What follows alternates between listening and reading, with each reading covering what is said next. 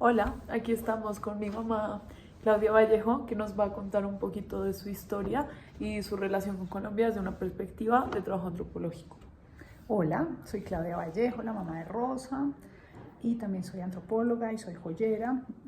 Estudié antropología apenas me gradué del colegio, entré a la universidad en el 90, me gradué en el 96 porque hice semestre de campo y proyecto de grado largo, como eran en esa época. Entonces, bueno, les cuento de lo que fue mi tesis. Mi proyecto de tesis para graduarme de antropóloga me interesó los campesinos. Fui muy atrevida e hice una nueva definición de campesinos. Un campesino es una persona que vive de la tierra. En Boyacá, con el minifundio, es algo que ha pasado, el latifundio se va partiendo según generación y generación y se vuelve minifundio, cada persona tiene un pedacito de tierra más chiquita, que se vuelve imposible subsistir una familia del pedacito de tierra que le queda a cada campesino. ¿Qué hacen los campesinos? Salir a buscar alternativas para complementar su subsistencia de la que le puede dar la tierra. ¿Qué hay en Boyacá? Pues hay muchas, hay muchas alternativas, una de ellas es ser minero de carbón. Yo hice parte de un equipo interdisciplinario contratada por, esto sí fue en el 94, 95. Esto era contratado por Cementos Holcim, que en ese momento eran Cementos Boyacá, y la idea era identificar el trabajo infantil que había en las minas de carbón, porque claramente está muy bien que un campesino complemente sus ingresos con otra actividad, pero nunca está bien el trabajo infantil. Entonces, desarrollamos una metodología de trabajo muy interesante, interdisciplinaria, con médicos, ingenieros, trabajadores sociales, yo era la antropóloga, y a raíz de eso pudimos identificar por qué era que metían a los niños a las minas. Las meten a las minas porque son chiquitos y llegan hasta los últimos rinconcitos. Entonces eso lo complementaron los ingenieros con un tipo de ampliación, no tanto ampliación, pero sí como consiguiendo herramientas y cosas para poder llegar, con una reglamentación muy sólida de parte de las trabajadoras sociales. Y lo que hicimos nosotros, que es donde se intersecta como con lo que yo he hecho en mi trabajo durante tantos años, fue desarrollar algo alternativo a través de un proceso productivo con algo de diseño. Entonces lo que sucedió fue que los niños se salieron a hacer artesanías con carbón.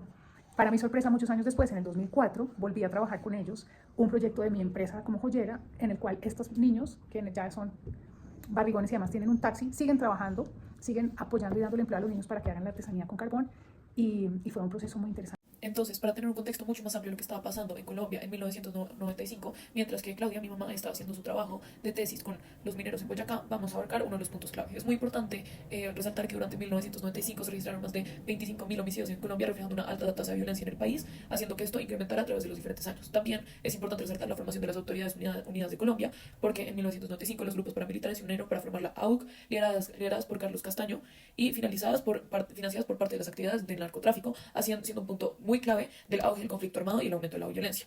También hubo un intercambio de desplazados forzados, pues a partir de 1995 hasta el 2002 se registró un aumento significativo en el desplazamiento forzado, afectando a cientos de millones de personas en diferentes contextos del país. También hubo un gran aumento en las masacres y los ataques a la población civil, pues en este periodo de tiempo se documentaron nuevas masacres y ataques a la población civil en diferentes zonas del país, siendo también un punto clave en el contexto del conflicto armado. Bueno, ahora mi mamá nos va a contar un poco de su trabajo con las comunidades en El Salado, ya teniendo el contexto del conflicto armado un poco más en su auge y cómo pudo hacer diferentes aportes en el contexto del 2014.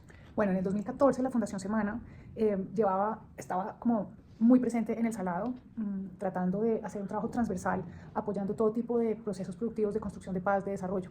Ahí entré yo a trabajar con las mujeres para fortalecer la red entre mujeres, desarrollando un producto que fue muy exitoso muchas veces, probablemente muchos de ustedes lo vieron porque lo vendieron en El Éxito, lo vendieron en Crepes y Waffles, y fue que con lo que se podía conseguir en una miscelánea de pueblo, desarrollamos unos aretes de tapa de cerveza que eran pintados con esmalte de uñas y con papel de regalo recortado, y desarrollamos ese producto que valía nada, con materia prima que se puede conseguir en cualquier pueblo de Colombia, y que de esa manera pues se pudo contribuir a la construcción de sociedad desde fortalecer los grupos de mujeres y siendo ellas productivas. Y nos puedes hablar un poco del contexto de lo que estaba pasando en ese momento, lo que te acuerdas. Claro, en ese momento ya había, mejor dicho, los desplazados del Salado. Cuando fue la matanza del Salado, el desplazamiento del pueblo fue del 100% de la población. Eso es algo que uno no se lo puede ni imaginar.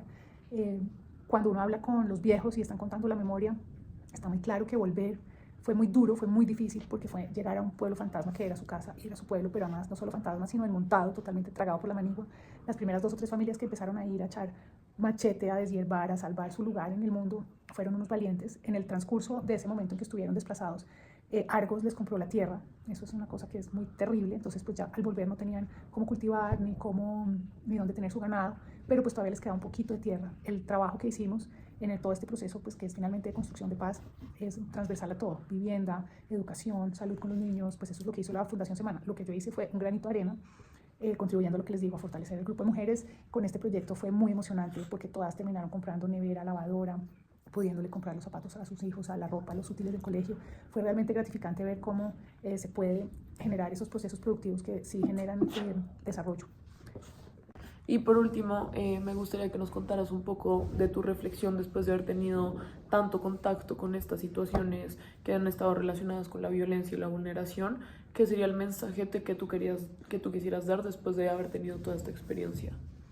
Pues ahí sí que hablo como antropóloga y también como diseñadora, y lo que más creo es que vivir en comunidad es lo único que nos va a salvar. Saber que somos una comunidad, que no nos volvamos ajenos al otro, que no pensemos que el otro es el enemigo, porque ahí es donde todos perdemos, todos estamos polarizados, todos estamos en una esquina, y el sálvese quien pueda no construye nada. Construye es una sociedad que en grupo y junta quiera salir adelante. Esa sería como mi conclusión.